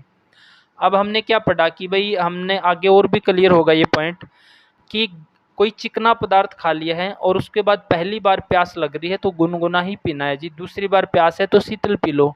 और चिकने के साथ, खोए के साथ क्या हम पानी पियेंगे जी गरम? क्या गाजर पाक के साथ हम गरम पानी पियेंगे और क्या वो मेल खाएगा जी? चिकना है और पानी उष्ण भी है तो नहीं खाएगा जी। तो हमने थोड़ा सा अपनी तरफ से भी समझना है, हमने केवल चीज़ों को फंसा के नहीं रखना है जी कि इसमें ये यहाँ है, या दोनों तरह का अनुपान बताया गया है जी कि कई चीज़ों में मिला के साथ में ही लेना है जी, और कई चीज़ों में फिर पचने के बाद लेना है जी। और जैसे दूध का दिया है जी, तो जो व्यक्ति करिस है, पतले हैं, ज़्यादा बोझा ढोने का काम करते हैं, रास्ता चलने का काम करते हैं, अधिक शारीरिक श्रम करते हैं, इन सब लोगों को रात को सोते समय दूध पिलाना अनिवार्य है जी। तो इसमें 3 तरह के आगे कि हमने रात में या दिन में क्या लेना है, फिर भोजन के साथ क्या लेना है, और फिर विशेष कंडीशन में तुरंत ही अनुपान के रूप में हमने क्या लेना है जी। तो 3 प्रकार एक तरह से हमने अनुपान के पढ़ लिए हैं जी। अंतिम पॉइंट पढ़ो मोनू जी। भोजन समय का निर्देश, यही गुरु जी? हाँ, यही। भोजन समय का निर्देश, मल मूत्र के भली भांति निकल जाने पर, हृदय के शुद्ध अतः विमल हो जाने पर, बात आदि दोषों के अपने अपने मार्ग की ओर प्रवृत्त हो जाने पर, शुद्ध दोष रहित डकार के आने पर, भूख के लगने पर, अपान वायु के अनुकूल ढंग से निकलने पर, जठराग्नि के प्रदीप्त हो जाने पर, इंद्रियों के निर्मल हो जाने पर तथा शरीर के हल्का हो जाने पर विधि पूर्वक आहार भोजन करें। यहाँ यही आहार करने का उचित समय है। अब सवाल आ गया है जी कि भोजन करने के समय का निर्देश, भोजन हमने कब करना है जी? तो इसमें है जी भोजन समय का निर्देश, भोजन कब करना चाहिए? मल मूत्र के भली भांति निकल जाने पर, हृदय के शुद्ध हो जाने पर, वात आदि दोषों का अपने अपने मार्ग की ओर प्रवृत्त हो जाने पर, दोष रहित शुद्ध डकार आने पर, भूख लग जाने पर, अपान वायु के अनुकूल ढंग से निकलने पर, जठराग्नि के प्रदीप्त हो जाने पर, इंद्रियों के निर्मल हो जाने पर, शरीर के हल्का हो जाने पर भोजन का सेवन करना चाहिए। ऐसे समय पे भोजन का सेवन करेंगे तो भोजन पचेगा तो शरीर में लगेगा तो वो ओज तेज जीवनीय शक्तियाँ, जीवन को बढ़ाने वाला, शरीर को दृढ़ बनाने वाला है जी। इसके विपरीत समय पे अगर हम भोजन करेंगे तो वो शरीर में बीमारियां पैदा करने वाला है जी। तो इस श्लोक में बहुत कमाल की चीज़ हम पढ़ सकते हैं, जैसे कि हमने कुछ दिन पहले एक पॉइंट डिस्कस किया था जी कि अपान वायु के रोगों को ठीक करने के लिए दवाई कब दी जाती है? कोई साथी बताएगा जी? खाना खाने के पहले। कुर्सी लेके बैठे से खाना खाने के पहले। खाना खाने के पहले अपान वायु के रोगों को ठीक करने के लिए दवाई दी जाती है। क्यों दी जाती है जी? अपान वायु के लिए खाने के बाद क्यों नहीं दी जाती? दोपहर के भोजन के बाद क्यों नहीं दी जाती? शाम के भोजन के समय क्यों नहीं दी जाती? या सोते समय क्यों नहीं दी जाती अपान वायु के लिए? खाने के पहले ही क्यों दी जाती है? ताकि भोजन के लिए मतलब खाली हो जाए उसका पेट। बिल्कुल अच्छा बोला है जी। देखो, अपान वायु के लिए औषधि दी जाती है जी कब? भोजन से पहले। क्यों? क्योंकि भोजन से पहले अपान वायु अच्छी होगी तो ही समान वायु अच्छी होगी जी। अगर किसी व्यक्ति को मलावरोध है, कब्जियत है, मल निकल नहीं रहा है, मल फंसा हुआ है, गैस सफारा बन रहे हैं, तो क्या खाना खाने का मन करेगा जी? नहीं। इसलिए अपान वायु भाई सुबह उठते ही 6 बजे से पहले मल त्याग हो जाना चाहिए। क्यों? क्योंकि अपान काल में वायु के काल में अपान वायु अच्छी हो जाएगी, वो स्रोत शुद्ध हो जाएंगे, तो फिर भोजन के समय तक समान वायु बढ़िया हो जाएगी जी। तो इसलिए भोजन के पहले अपान पे काम करेंगे, अपान अच्छी होगी तो ही समान अच्छी होगी। अपान में रुकावट है तो समान अच्छी नहीं होगी जी। किसी व्यक्ति को गैस सफारा कब्ज है तो भूख अच्छी नहीं लगेगी और ना लगती ना उसका खाने का मन करेगा जी। तो इसलिए अपान वायु पे खाने से पहले ही काम करना है, अपान पे खाने से पहले काम करना है, इसलिए खाने से पहले का समय अपान के ऊपर। अपान अच्छी होगी तो ही समान अच्छी होगी जी। और समान को फिर भोजन से पहले भी दे सकते हैं ताकि तब तक अग्नि अच्छी हो जाए, और भोजन के साथ में भी दे सकते हैं। और प्राण को भोजन के बाद ही क्यों बोला गया है जी? प्राण को भोजन के बाद ही क्यों बोला गया है जी? दोपहर के भोजन के बाद क्यों नहीं बोला गया, रात को क्यों नहीं बोला गया जी? कोई भी साथी जी? क्योंकि वो जो दीपक जलता है वो ऑक्सीजन की उपस्थिति में ही जलता है। तो ये लेकिन ऑक्सीजन की उपस्थिति में दीपक तो समान वायु के साथ पास है। हम तो प्राण की बात कर रहे हैं जी, प्राण खाने के बाद। आमाशय से गले की तरफ है तो ऊपर की तरफ है, तो ऊपर का एरिया खाने के बाद फिर क्लियर रहेगा, उसके बाद उसमें कोई और पदार्थ हम डालने वाले नहीं है, तो उस टाइम किया जाएगा तो ज्यादा बेटर रहेगा। इसका अलग पॉइंट है जी, वो सुनो ध्यान से, कि जैसे हमने देखा कि सुबह उठते ही 6 बजे से पहले मल त्याग हो गया तो अपान प्राकृतिक अवस्था में आ गई है जी। अपान प्राकृतिक अवस्था में है तो नहाते ही आपको भूख लग जाएगी, या वैसे भी आपको समय पे भूख लग जाएगी, अपान अच्छी हो गई है, तो अपान और समान अच्छी हुई। अब प्राण वायु हमारी एक ऐसी विशेष वायु है जिसके पास स्नेहांश है जी, और वही पूरे शरीर को स्नेहांश दे रही है। अब स्नेहांश कब मिलेगा? भूखे पेट मिलेगा या खाना खाने के बाद? जब हम खाना खाएंगे, खाना हमारा गर्मा गर्म होगा, स्निग्धता युक्त होगा, तो वहाँ पे अच्छा रस बनेगा। अच्छा रस बनेगा तभी तो प्राणवायु अच्छी होगी जी, तभी तो प्राणवायु का क्षेत्र अच्छा होगा।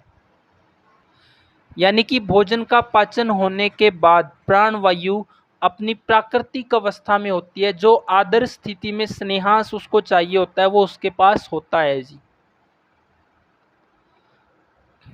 संजय जी, ये पॉइंट क्लियर हुआ? क्लियर हुआ गुरु जी, क्लियर हुआ एकदम। हाँ, तो अपान का समय भोजन से पहले क्यों? क्योंकि पहले अपान अच्छी होगी तभी समान अच्छी होगी। समान को अच्छा करने के लिए अपान समय पे होगी, ये फिर भी समान अच्छी नहीं हो पा रही है, तो भोजन से पहले ही दवाई देनी है ताकि अग्नि के टाइम तक अग्नि अच्छी हो सके, या खाने के साथ भी दे सकते हैं। अब प्राण में खाने के बाद ही क्यों देना है? क्योंकि भोजन पचने पे अच्छा रस बनेगा तो ही प्राण आदर्श स्थिति में आएगी। अगर अच्छा ही रस नहीं बन रहा है, रूखा सूखा खाए जा रहे हैं, विदा कारक खाए जा रहे हैं, समय पे खाए जा रहे हैं, अच्छा रस नहीं बनेगा तो प्राण भी अच्छी नहीं होगी, प्राण अच्छी नहीं होगी तो शरीर भी अच्छा नहीं होगा, शरीर में रुख स्खर लघु ये सब बड़ा रहेगा जी। तो प्राण प्राकृतिक अवस्था में शुद्ध चिकनाई शरीर में मिलने के बाद, पाचन होने के बाद प्राकृतिक अवस्था में आती है। और जैसे कि प्राणवायु की जो समस्याएं हैं, अब मान लो प्राणवायु के पास स्नेहांश ही नहीं है तो क्या होगा जी? वहाँ पे सूखी खांसी, वातज कास, वातज श्वास जैसी संप्राप्ति बनेगी। क्यों बनेगी? क्योंकि वहाँ का प्राकृतिक स्नेह है ही नहीं जो उसके पास। और अगला आखिरी पॉइंट है कि रात को सोते समय को ही उदान काल क्यों बोला गया है जी? दोपहर को या सुबह को उदान काल क्यों नहीं बोला गया जी? इस पे कोई साथी बोलना चाह रहा हो? जैसे हमने आज की क्लास के आरंभ में भी पढ़ा कि उदान वायु के रोगों को ठीक करने के लिए, गले के ऊपर के रोगों को ठीक करने के लिए रात को सोते समय औषधि क्यों देनी है जी? वायु का क्षेत्र है जी, वायु इसमें महाभूत है, तो रात में ये इसको वायु को अपना काम करने के लिए सफिशिएंट जगह मिलेगी, तो शायद यही एक रीजन होना चाहिए। नहीं, वो नहीं है जी रीजन। रीजन ये है कि हम जब सोते हैं, सोने पे हमारा मस्तिष्क क्या है, रिलैक्स होता है, हमारी आँखें, हमारी इंद्रियाँ, ये सब तो उदान क्षेत्र हमारा सोने के बाद सोने के समय पर, सोने के बाद उचित समय पे सोने और उठने से ये प्राकृतिक अवस्था में रहता है। अगर आप देखेंगे 5 दिन आपको नींद ही ना लेने दी जाए तो आपके दिमाग में, सिर में चिड़चिड़ापन बढ़ जाएगा, वात की रुक्षता बढ़ के सिर प्रदेश में खालीपन और वहाँ पे दर्द और ये सब हो जाएगा जी। तो सोने के बाद उदान वायु प्राकृतिक अवस्था में आ जाती है जी। सोने के बाद जैसे भोजन पचने पे प्राण वायु प्राकृतिक अवस्था में आती है, तो सोने के बाद उदान वायु प्राकृतिक अवस्था में आ जाती है। इसलिए जब उदान वायु अपने प्राकृतिक समय में आ रही हो तो उस समय मेडिसिन देंगे तो वो उसको संतर्पण करने का काम करेगा, ताकत देने का काम करेगा जी उस एरिया को। ये पॉइंट सभी को समझ हुआ जी कि क्यों अपान काल भोजन से पहले बोला गया है, क्यों समान काल भोजन के दौरान बोला गया है, क्यों प्राण काल भोजन के बाद बोला गया है, क्यों उदान काल रात को सोते समय ही बोला गया है। ये पॉइंट क्लियर हुआ जी सभी का? आज क्लियर हो रही है। किसी का कोई सवाल हो तो रख सकते हैं। फिर हमारा बच गया है एक वायु, व्यान वायु। व्यान वायु को दोपहर के बाद बोला गया है जी, दोपहर के भोजन के बाद। क्यों? सुबह उठे 6 बजे से पहले मल त्याग हुआ, अपान वायु अपनी प्राकृतिक अवस्था में आ गई। फिर अपान अच्छी है तो समान भी प्राकृतिक अवस्था में आ जाएगी। अपान और समान अच्छी है तो भोजन करने के बाद प्राण भी आदर्श स्थिति में होगी सुबह का भोजन करने के बाद। तो जब हमारी अपान अच्छी है तो वहाँ पे क्या है जी, जरूरी सर्कुलेशन अच्छा होगा, नहीं तो प्रतिलोम होके वो रुकावट पैदा करके शूल आदि पैदा करते रहेगी। अपान अच्छी है, समान अच्छी है और प्राण अच्छी है। प्राण अच्छी है तो क्या है, अगर प्राण अच्छी नहीं होगी तो आकाश महाभूत अधिक बड़ा रहेगा जी। प्राण अच्छी है तो फिर हमारी व्यान भी अच्छी रहेगी जी। तो व्यान के लिए हम दो समय में औषधि दे सकते हैं। शास्त्र बोलता है कि जी दोपहर के भोजन के बाद, लेकिन सुबह खाली पेट भी अगर हमारा समय से अपान वायु अच्छी हो चुकी है तो वहाँ भी हम जो औषधियाँ सुबह रसायन के रूप में देते हैं तो वो भी संपूर्ण शरीर पे ही काम करती है जी, क्योंकि उस समय भी पेट पूरी तरह से खाली ही होता है जी। तो व्यान के लिए सुबह खाली पेट और दोपहर के भोजन के बाद हम औषधि दे सकती हैं। तो ये है जी 5 प्रकार की वायु का प्राकृतिक क्रम कैसे रहता है। तो इस पॉइंट में भोजन समय का जो निर्देश दिया गया है इसमें कहा गया है जी, मल मूत्र के भली भांति निकल जाने पर। क्यों? क्योंकि जब अपान अच्छी होगी तभी समान अच्छी होगी, तब भोजन करना चाहिए। हृदय के शुद्ध हो जाने पर, वात आदि दोष अपने अपने मार्ग की ओर प्रवृत्त हो चुके हैं, जो अभी हमने पढ़ा है। शुद्ध डकार आ रहे हो, भूख लग गई हो, जब समय पे अपान वायु अच्छी हो गई हो, स्नान कर लिया है, सब स्रोतस की शुद्धि हो गई है, भूख लग गई है, अपान वायु अनुकूल ढंग से निकल चुकी हो, अग्नि प्रदीप्त हो चुकी हो, इंद्रियां निर्मल हो चुकी हो, तो भोजन करना चाहिए जी। ये है भोजन करने का आदर्श समय जी। अब इसका वक्तव्य और पढ़ दो मोनू जी। वक्तव्य इसी अध्याय के 35वें, गुरु जी 35 है नहीं, इसी अध्याय के 35वें श्लोक में काले सत्यम सुचि हितम का यह उत्तर है। ऐसे समय में किया गया भोजन संपूर्ण इंद्रियों सहित शरीर को तृप्त कर देता है।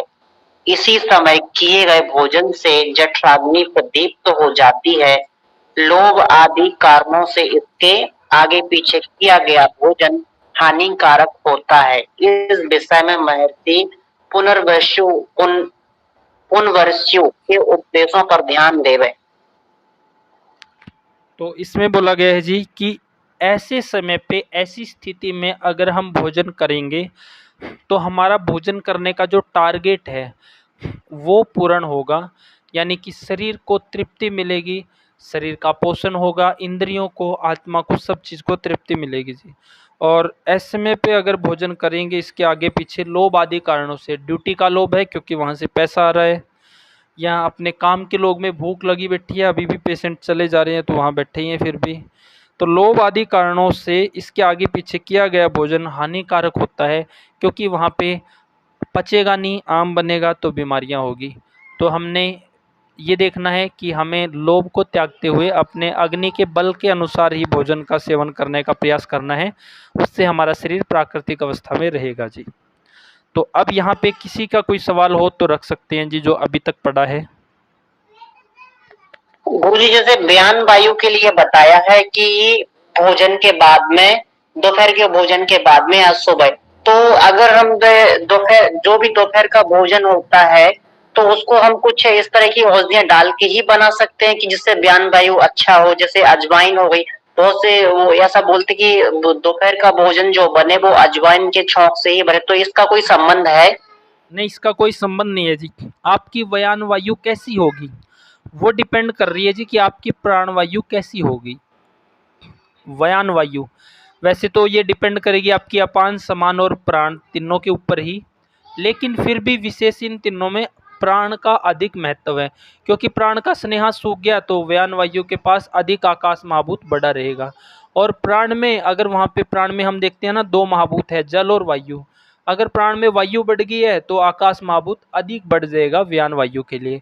अगर वहाँ पे जल बढ़ गया यानी कफ बढ़ गया है तो वहाँ पे फिर ब्लॉकेज होगी, तो व्यान के लिए जरूरी स्पेस घट जाएगा जी। तो ये 2 पॉइंट है। व्यान मैक्सिमम निर्भर करती है प्राण की स्थिति कैसी है जी, क्योंकि सभी वायु में प्राण के पास स्नेहास है और बैलेंस का स्नेहास शरीर में होगा तो ना रकुस्ता बढ़ी है ना वहाँ पे स्निग्धता बढ़ी है, तो बैलेंस में रहेगी जी व्यान। जी गुरुजी। प्राण वायु ठीक करने के लिए सुबह घूम सकते हैं? हाँ, घूम सकते हैं जी, घूम सकते हैं जी सुबह।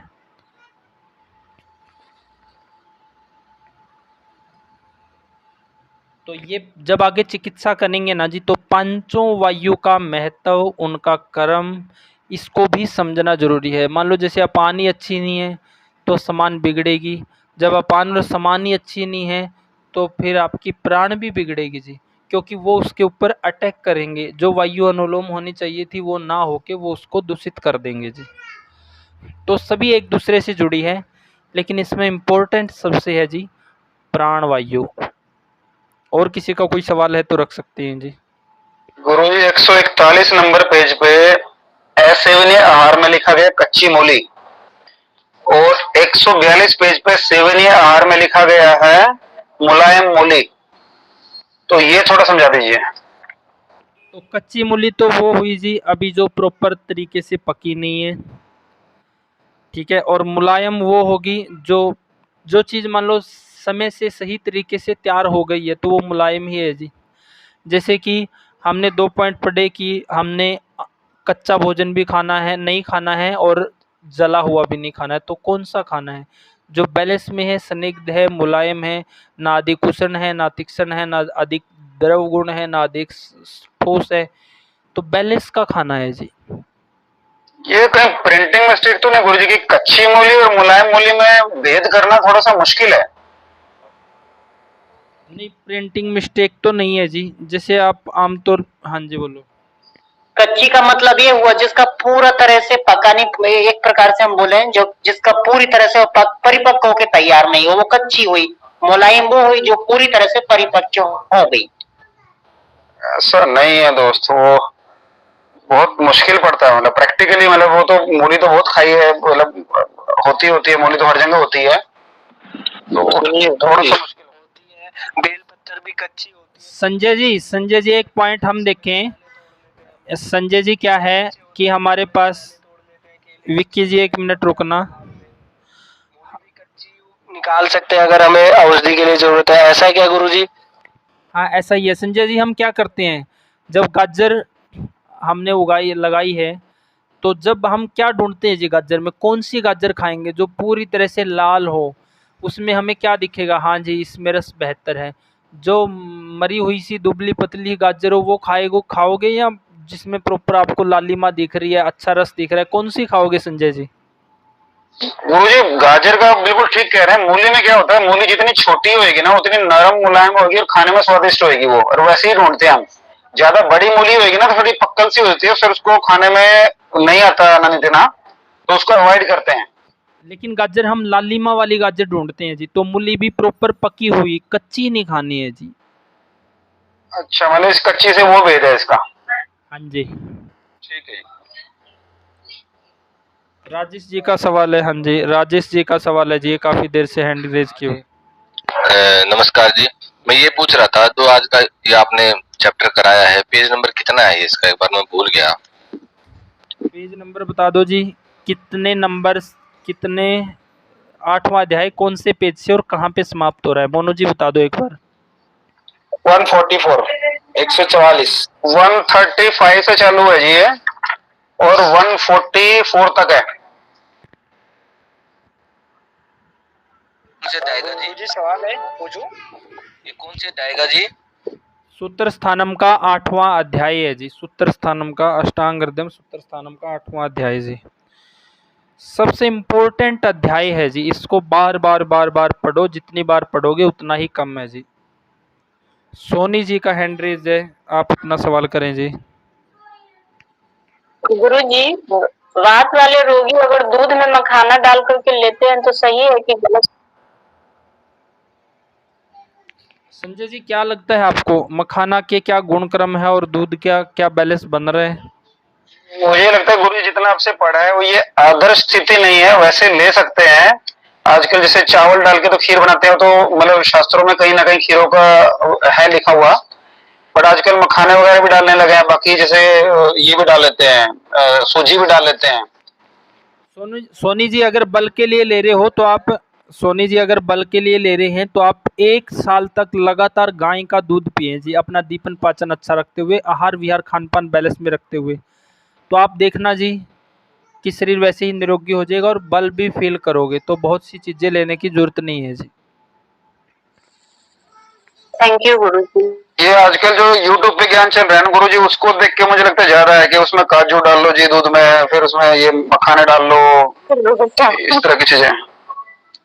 गुरु इसमें जब से मैंने ये अपना अष्टांग हृदय नहीं पढ़ा था, तब से मैंने क्या क्या किया, और जब मैंने आज ये अष्टांग हृदय पढ़ा तो मैं अपने आप में सोचता हूँ मैंने क्या क्या उटपटांग काम किया जिसके कारण मेरे ही कप का क्षय हुआ।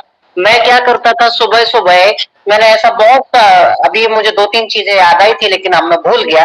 पहले तो मैंने क्या किया, मैंने दूध घी शहद इन शहद और घी का विषम मात्रा में, और इसको शाम को पीने का शुरू रखा।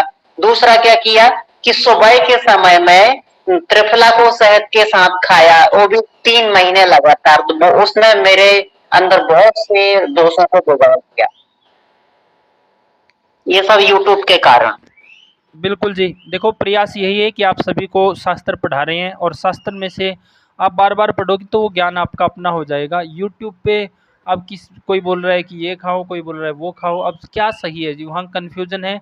लेकिन कन्फ्यूजन दूर होने के लिए सबसे बेहतर है कि शास्त्र को पढ़ो और उसके अनुसार, अपनी प्रकृति के अनुसार, जैसे मोनू को समझाया है कि वात की प्रकृति है त्रिफला रुक्स और शहद रुक्स खा के इन्होंने गलती करी है जी। अब पाटिल जी अपना सवाल रख सकते हैं आप। हाँ गुरुजी, हमने जो 44 पेज पर जो लास्ट का पढ़ा है हमने 55वां अध्याय ये सूत्र स्थानम का 8वां अध्याय में, तो जिसमें लास्ट की लाइन है कि इंद्रियों के निर्मल हो जाने पर तथा शरीर का हल्का हो जाने पर विधि पूर्वक आहार भोजन करें। ये विधि पूर्वक का थोड़ा सा विश्लेषण करेंगे तो अच्छा रहेगा। कल विधि पूर्वक का पूरा ही विश्लेषण किया था जी, शास्त्रीय भोजन विधि। कल की क्लास में थे आप? तो फिर बहुत लंबा टॉपिक है जी। एक पॉइंट है शास्त्रीय भोजन विधि कि आपने प्रकृति के अनुसार भोजन करना है, 6 रसों से युक्त भोजन करना है, गर्मा गर्म भोजन करना है, स्निग्ध भोजन करना है, उसमें ओजवर्धक गाय का घी डला होना चाहिए, मन लगा के भोजन करना है, फ़ोन टीवी लैपटॉप ये सब बंद करके भोजन करना है, 6 रसों से युक्त भोजन करना है। तो ये एक शास्त्रीय भोजन विधि है, वो आप वहाँ पे पढ़ लो। दोबारा से इसको वीडियो को सुन लेना जी, कल वाले को। जी गुरुजी, और इससे वही एक रिलेटेड सवाल था कि जैसे शरीर हल्का हो जाने पर, इसका मतलब है कि अगर हम नहाते हैं तो सवेरे का समय, अगर नहाने के बाद कितने समय बाद खाना अच्छा रहेगा, या फिर भूख लगेगी, या फिर अग्नि दीपित रहेगी, ये भी। सुबह समय से उठना है, 6 बजे से पहले मल त्याग हो रहा है तो स्नान करते ही भूख लग रही है तुरंत खा लो जी।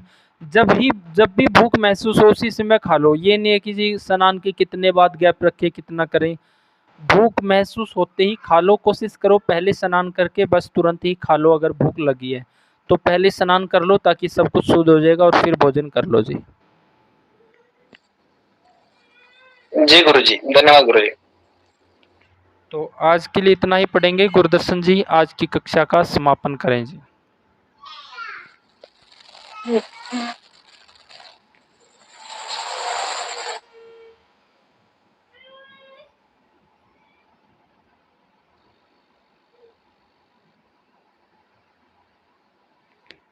तो गुरुदर्शन जी शायद कक्षा में नहीं है, वो लेफ्ट होंगे। तो आज इतना है। एक छोटा सा सवाल था, आपने डिक्शनरी जो है वो आपने ग्रुप में तो भेजा दिया है, लेकिन अगर उसका हिंदी अर्थ होता तो थोड़ा सब लोगों को भाइयों को समझने में आसानी होती।